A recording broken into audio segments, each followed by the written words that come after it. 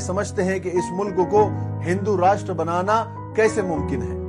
हमारे दस्तूर के आर्टिकल 368 के मुताबिक अगर इस मुल्क को हिंदू राष्ट्र बनाना हो तो उसके लिए 4 शर्तें हैं। यानी अगर मौजूदा हुकूमत अगर ये 4 शर्तें पूरी कर दे तो वो आराम से इस मुल्क को हिंदू राष्ट्र बना सकते हैं, उनको कोई रोक नहीं सकता।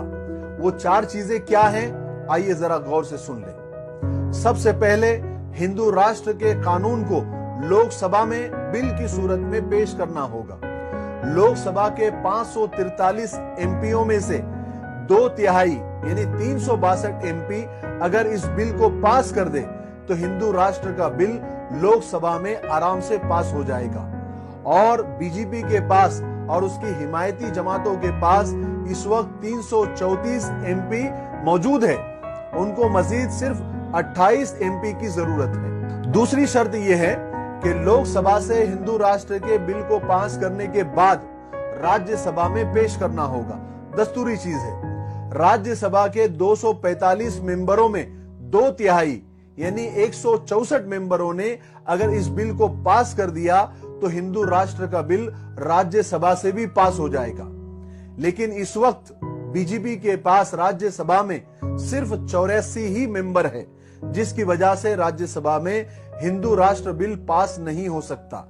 लेकिन याद रखें, 2022 में बीजेपी के पास 2/3 मेंबर राज्यसभा में हो जाएंगे, ये उनका टारगेट है। तीसरी शर्त यह है कि हिंदुस्तान की 29 असेंबलियों में से कम 15 असेंबलियों में इस बिल को पास करना पड़ेगा। और इस वक्त बीजेपी के पास 15 असेंबलियां यानी 15 स्टेट मौजूद है, इसलिए यह शर्त भी उनके लिए मुमकिन है। चौथी शर्त यह है कि तीनों जगह से यह बिल पास होने के बाद यानी लोकसभा से, राज्यसभा से और 15 असेंबलियों से अगर ये बिल पास हो गया तो फिर ये सदर के पास बिल जाएगा।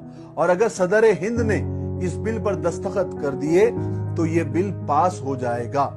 और याद रखें, खुदा न खास्ता ये हुकूमत दोबारा 2019 में आ गई और उन्होंने दोबारा हुकूमत बना ली तो राज्यसभा में भी उनके 2/3 एमपी आ जाएंगे। फिर उन्हें इस मुल्क को हिंदू राष्ट्र बनाने से कोई नहीं रोक सकता।